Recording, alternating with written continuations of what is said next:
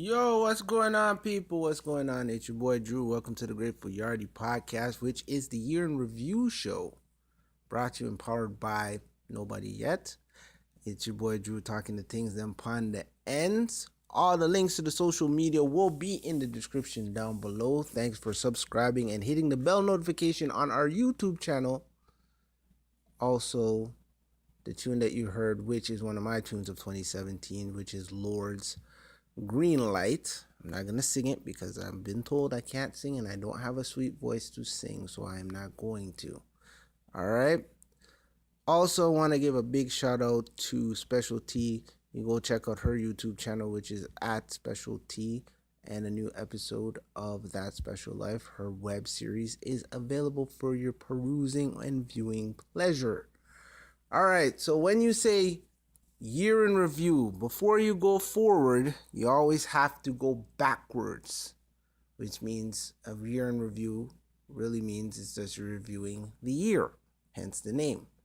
So, in a sense, I'm going to be reviewing from my eyes and from my vantage point what was, what is, and what could be was the year of 2017. So the good, the bad, and the ugly. So it's pretty much from anywhere. So political, sports, entertainment, personal, etc., etc. So bear with me. Hopefully I entertain you and I hope you enjoy this podcast and share it with your friends in 2018. But before we go forward, we're going to go back. So for me, the craziest thing I saw for myself and what I believe to be the craziest thing, and I still to this day don't believe, is that what happened in January. We saw Donald Trump be sworn in as President of the United States of America. And with the antics, key word of 2017 for me was antics. The antics that have been going on with his cabinet, with people resigning, people being summoned to court, people being admitting they lied to the FBI, etc., etc. But I just don't believe, I still don't believe to this minute, hour, and day that a guy that was a reality TV star that had a bunch of failed businesses, maybe some unfailed businesses in the 80s, is now the 45th president of the United States and the leader of the free world. There was a poll that recently came out about him that said 52% of Americans, which is more than half of Americans, said that he's destroying their nation. We saw the craziness with Charlottesville and his no response. We've seen him fight with the NFL about this taking a knee. We've seen people resign and quit. We've seen up to this point, we've even heard Omarosa, that just recently resigned or quit or whatever you want to say, turned around and has said, when they hear my story, it's gonna be crazy and blah blah blah. But here's why I don't believe this is true. Because we saw a man run a campaign from 2016 into 2017 and become the president off of hate, his term, fake news, etc. And to wrap this all up and why it's still shocking to me is the fact of the matter is that a guy that's unqualified got the job. And there was a woman that was, and another man in Bernie Sanders that was way more qualified, understood politics, had a lifelong legacy in politics, didn't get the job. But this guy that had a reality TV show that probably peaked in 2007 is now the president of the United States. And it's just, for me, the WTF moment for me this year is him being president and the amount of antics that have been going on. And he's still there in power. All right. We also saw this season, or this year, the biggest fight in the history of mankind. You always know there's always some kind of theme when fights come around. This is the fight of the century, the fight of the decade, the fight of the millennium, whatever you want to call it. But we saw Conor McGregor get into the boxing ring and fight the greatest fighter of all time, that's Floyd Money Mayweather, and took him to about, don't quote me on this, I think he got to 10 rounds or 9 rounds, and then the fight was stopped by a technical knockout.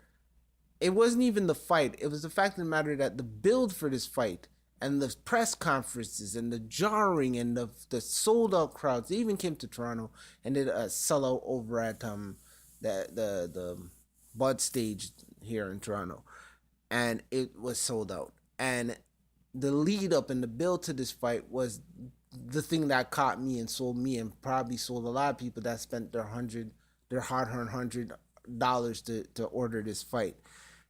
It was a competitive fight for what I remember, and it was pretty much Connor showing I can get in this realm, make a bag of money, and bounce. Cause he doesn't need to fight in boxing ever again. Like if he never steps in the octagon, he never steps in the boxing ring. I think financially he'd be all right. But I think the competitive juices in him probably wants him to get into the octagon or into the boxing ring. Now there's rumors that Manny Pacquiao wants to fight him.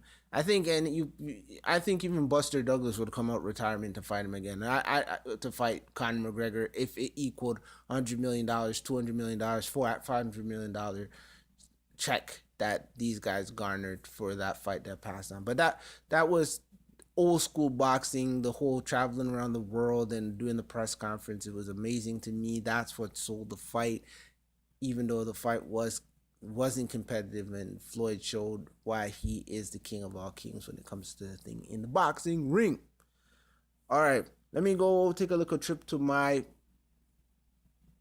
favorite country known as Yard, known as Jamaica, hence why the podcast is called the Great for Yardy podcast.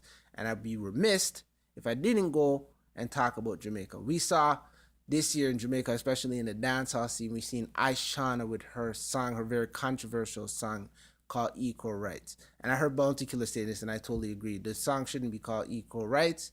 Equal rights means when everybody can't eat chicken on rice. That's equal rights. When everybody gets the same treatment like everybody else, that's equal rights. She had a statement also on an interview saying that 96% of Jamaican men bow down and go eat some fish from time to time. And I'm not meaning grouper or snapper or kingfish or any other fish. She's saying that these men, 96% of Jamaican men do oral sex on their women. I have no problem with her coming out of a song talking about oral sex or talking about Jamaican men doing this. I don't have a problem with this. The thing is, you have to understand, especially in that space, is very contradictory or hypocritical, because there was a song I remember a few years back called Down in Our Throat, which we all know what that means, but nobody had a backlash against it. None of the male artists were like, why is this song out? None of the comedians that are in Jamaica were bashing this particular dancehall artist for coming out and with that type of song. But a female comes out with it, and Ashana is an attractive woman. There's nothing wrong with giving oral sex. I think the problem that a lot of people are having is that, especially in the Jamaica culture, is that what you do in the dark, not what you do in the dark, but what you do in the confines of your bedroom is between two consulting adults, and it should stay that way.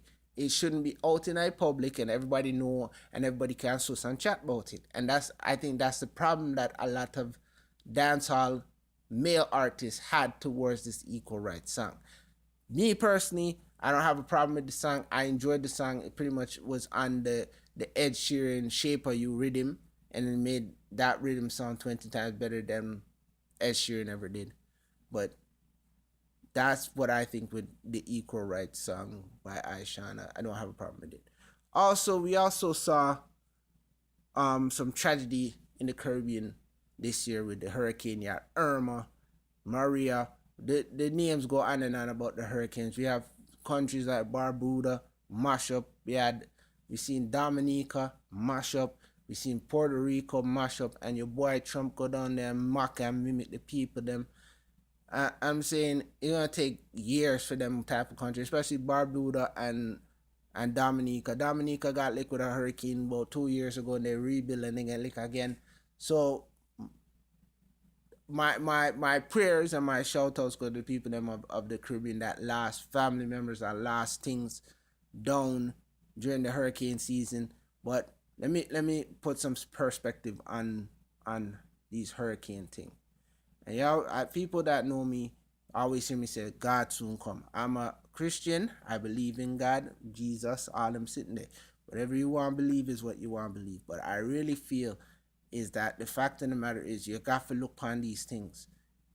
In the history of mankind, this was the first time we get 7 back-to-back hurricane in 1 year. Not hurricane 1 month and we not get none for the next couple months. It's hurricane season, them things are gonna happen, but 7 consecutive hurricane, and we all see hurricane, I believe it was Irma, come lick land and turn back and get more power and mash up place. You know, see. So you have to understand. I look at it as a godly man. I say, why?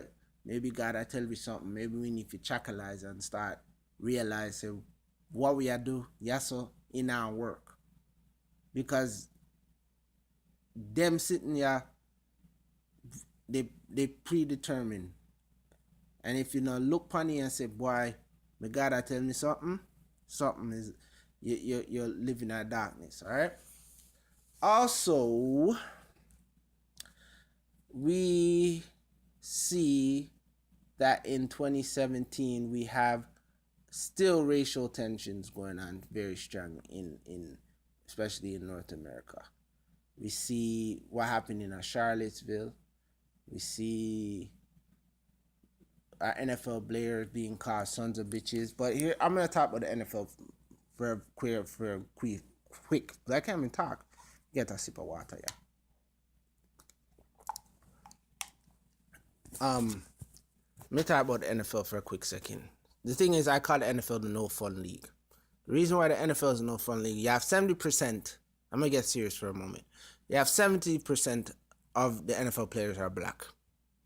Most of these men, Colin Kaepernick, a very capable quarterback, is still out without a job. 32 teams. You have a team that's out there right now in the Cleveland Browns that is 0 and I would say 12 or 13, maybe 0 and 14. I'm not sure. I don't really follow the NFL like I used to, because I feel like this. It took Colin Kaepernick take the knee. Oh, nobody now signed him. It took other players to take the knee, and bigoted President Trump to turn around and say, fire these SOBs. For owners now to stand up and say it's not right. But somebody hit me to the game with the NFL. You have to look at the NFL in a way. It's like Mandingo fighting. And for all who don't know what Mandingo fighting is, it's something where they used to pit the 2 biggest Negroes to fight to the death. And there was Mandingo fighters that were traded and sold and killed and etc. etc. etc. But that's what the NFL has become. You look at the league, 70% of the league is made up of African American players. 70%. The owners that own the team, 32 of them, 1 is non-white. Think about it here, folks. This is why I want you to wake up in 2017. Think about it. This league makes billions of dollars on Sundays because of the gambling, okay? And because of a man that's standing up for rights for people that are not in the NFL, that are being gunned down illegally by the police, the people that the taxpayers pay to serve and protect.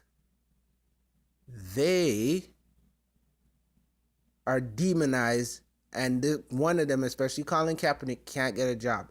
But as soon as Donald Trump turned and said these SOBs should be fired, you saw Jerry Jones take a knee. You saw the owner of the Jacksonville Jaguars take a knee. Where were you? So it's because they called him a SOB. That's why you're taking a knee? That's where my mind is blown. It took somebody calling your players SOBs for you to take a knee. And I think people need to understand, when these guys taking a knee, and this I'll wrap this up. The reason why these guys are taking the knee is because they want equal rights, Aishana, for black people. Is it going to happen in my lifetime? I don't know. Maybe it will, maybe it won't. But the thing, it all starts with, especially we've seen it here in Canada. We've seen the Prime Minister go apologize to the Aboriginal people. That is the start. Let's identify the problem. Let's not say it never happened, get over it, it's 400 years ago, blah, blah, blah. You can't do that. What needs to happen is an acknowledgement that we know that our ancestors were wrong and there's blood on our hands and we're sorry. Once that happens, then the healing process can happen. Then you can sit and have a conversation with black people. But the other problem is that black people need to stop waiting for somebody to save them and do things on their own and unite amongst each other and do it on our own. We've done it before. We had Black Wall Street until they blew it up. We've been able to build our own neighborhoods. And once we do that, they say we're not being equal. But that's for another day, another time. Also, I wanna say this. Is LeBron James the greatest player in the NBA right now at this point in time? Yes, he is. Resume has shown that. He's won championships. He's taken every rookie coach to the finals. So for me personally, the debate is, I saw Michael Jordan play, not from rookie, I would say from 88 till he retired in 2003. I've seen LeBron from his rookie season till now. And LeBron, hands down, arguably is the best player I've ever seen play the sport of basketball. Hands down. So my athlete of 2017 for me, you might say Russell Westbrook in NBA because he did the triple-double thing and he won the MVP and that. No, LeBron James, he took, as Shannon Sharp, Shannon Sharp said, he took rusty nail, rusty screwdriver, and some coffee stirrers to the NBA Finals when he got swept by the Spurs. It's something for me. I look at this year and say, boy, LeBron James got to the finals again, and they could have won. And it was a fun finals to watch. And shout out to Golden State for winning another final. I think Golden State is the team of right now. They're the team that is the destined, that has the dynasty moniker on them. They're that one that will win 3, 4, 5, 6 championships in the decade and are looked upon one of the greatest teams ever to do it. But if LeBron hung up his Nikes today, he would be arguably the best player in the NBA. I also want to say this year that I didn't like is the fact that guys like Ed Sheeran could do dancehall reggae music and get on the radio and be the biggest thing. Shape of You is a reggae tune. That's why do you think Aishana took it and made equal rights? Shape of You was a reggae song. The first time I heard it, I was disgusted to hear that some white dude, and I don't mean to be racial. I'm not trying to be putting race behind it, but I heard somebody say this. They don't want our music from us anymore. That's what it is.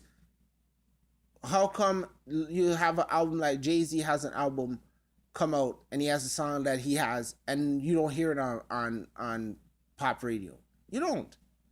You're never going to hear Life of OJ on pop radio. It's something that's not going to happen. In 2017, in 2027, 2057, it's not going to happen. But Ed Sheeran can do, as we quote unquote, black music, and he probably arguably will have the song of 2017. But it's a reggae song. It's a dancehall reggae song. And we need to understand this. If they can, we've heard the speeches, we've heard all of that, and the thing is, sometimes maybe this year is a lot of negativity has been going on in my eyes that I've seen that I just don't like. The thing is, if we want our own stuff, we have to do it ourselves. They're just gonna take our stuff because we give it away. We give away our culture. If you look at it, who's the leader of culture? Black people. We lead culture right now. That's what we're doing. We're leading culture. But we don't have the pull and the cachet. But once we start to take away that power from the radio, take that power from television, take that power from movies, and start doing it ourselves and financing ourselves, then we'll be all right.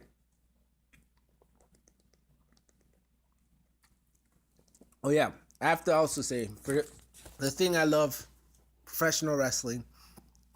A lot of great things have happened in professional wrestling. I saw Bray Wyatt win the WWE title and then lose in a month. We seen the Hardy Boys come back to the WWE at WrestleMania. We seen Chris Jericho show up in New Japan and now has a match with Kenny Omega.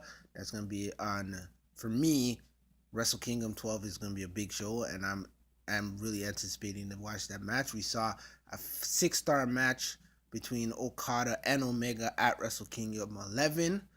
That happened earlier in January. We saw them have a rematch that went to a draw. I think in the G1 tournament in New Japan, we saw them have another match, and so a lot of great things outside of the WWE happened in wrestling, which I think is amazing. And we saw the resurgence of the National Wrestling Alliance with Billy Corgan's group.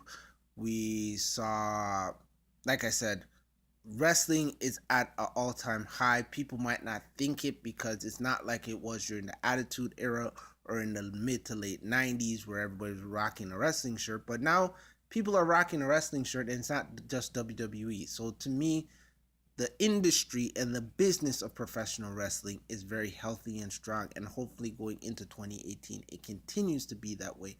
Also, I hope musically, especially in my city, I said this last year, it didn't change. I don't think it is, but I see that slowly as we seen, if anybody knows, 93.5 has gone back to playing urban music of now. So hopefully a lot of artists out of Toronto and Canada can get that are urban, that sound different, that Canadian sound can be pushed across the nation and people can hear it, enjoy it, love it, and just not rely on the Drakes and those people. There are a lot of talented musicians, bands, artists, actors, actresses, comedians, podcasters around Canada, not just the GTA, but around Canada. And I think it's time that Canada focuses on Canada and starts to promote Canadian stuff, start promoting Canadian television,